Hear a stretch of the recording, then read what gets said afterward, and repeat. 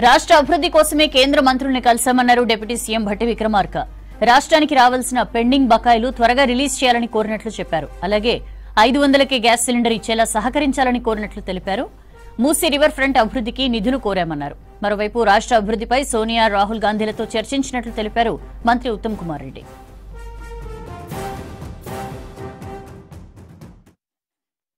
రేవంత్ రెడ్డి గారు గౌరవ మంత్రివర్యులు ఉత్తమ్ కుమార్ రెడ్డి గారితో కలిసి ముగ్గురం రాష్ట్ర అవసరాల రీత్యా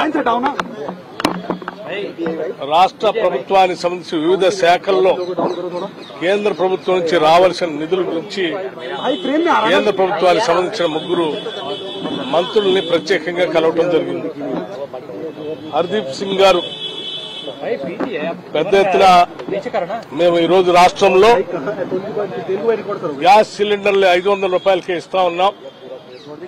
ఆ సిలిండర్లకి సంబంధించినటువంటి మిగతా బ్యాలెన్స్ అమౌంట్ ని రాష్ట్ర ప్రభుత్వం అడ్వాన్స్ గా ఆయిల్ కంపెనీస్ అకౌంట్ లో ముందే వేస్తామని చెప్తా ఉన్నాం. కానీ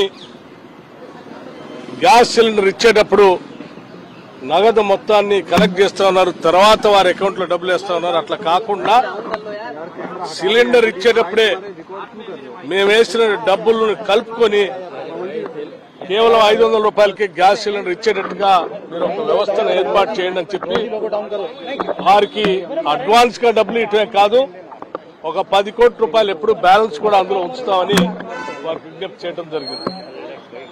అట్లాగే సోలార్ సంబంధించిన స్టవ్ల గురించి, కుకింగ్ స్టవ్ల గురించి కూడా ఆనాడు మేము ప్రత్యేకంగా కలిసినప్పుడు దానికి సంబంధించి కూడా కేంద్ర ప్రభుత్వం నుంచి సబ్సిడీతో ఇచ్చేటువంటి అంశాలు ఉన్నాయి. తెలంగాణ రాష్ట్రానికి పెద్ద ఎత్తున ఎక్కువగా ఇవ్వాలని చెప్పి అడిగాం వారిని. అట్లాగే మీ అందరికీ తెలిసిందే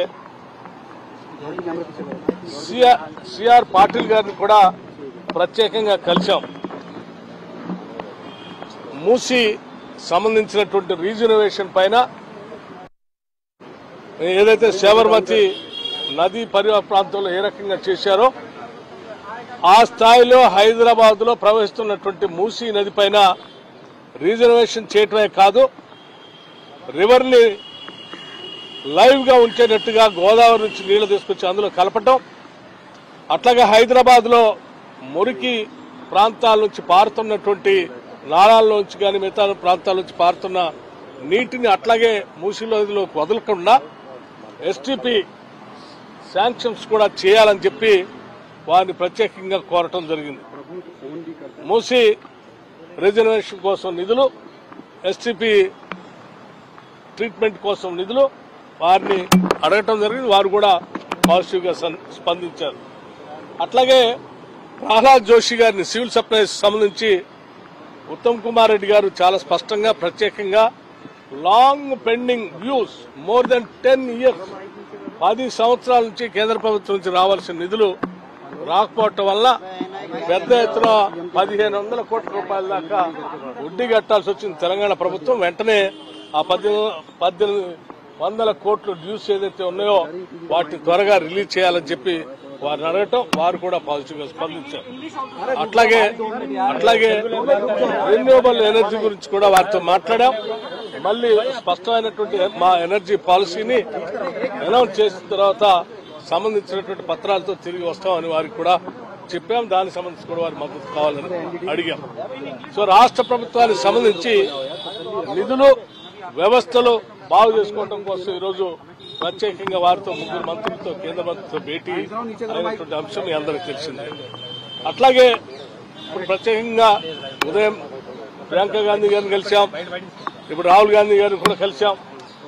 వీరిని కలిసి ఆనాటి కాంగ్రెస్ ప్రభుత్వం అధికారంలో రాకముందు పార్టీ పక్షాన మీరిచ్చినటువంటి అనౌన్స్ చేసినటువంటి పార్టీ పక్షాన అనౌన్స్ చేసినటువంటి గ్యారంటీలు, హామీల్ని ఏ రకంగా అమలు చేస్తున్నామో కూడా వారికి స్పష్టంగా వివరించాం.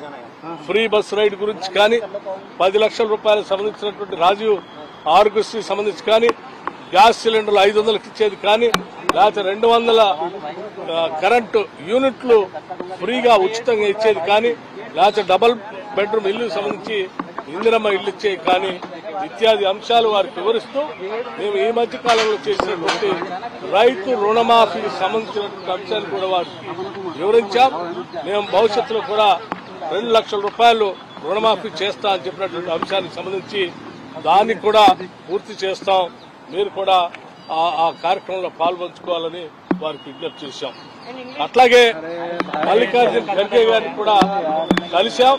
వారి జన్మదిన సందర్భంగా రాష్ట్ర కాంగ్రెస్ కమిటీ నుంచి తెలంగాణ ప్రభుత్వం నుంచి కూడా వారి ప్రత్యేకంగా జన్మదిన శుభాకాంక్షలు తెలియజేయడం జరిగింది. Leadership today in the Congress party and discuss many issues. On behalf of our government in Telangana, we met Mr. Hardeep Puri, Petroleum Minister, Mr. C.R. Patil, Water Resources Minister, and Mr. Prahlad Joshi on various issues concerning Telangana government and what is due to us from the central government. And as far as our meetings with Priyanka ji and Rahul ji are concerned, we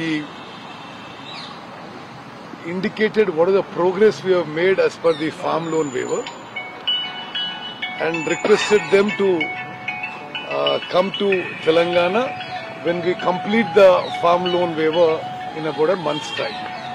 We had a very successful visit both in terms of appraising our top leadership about whatever is the political happenings in Telangana, and whatever we have asked the respective ministries, at least for now, they have responded positively.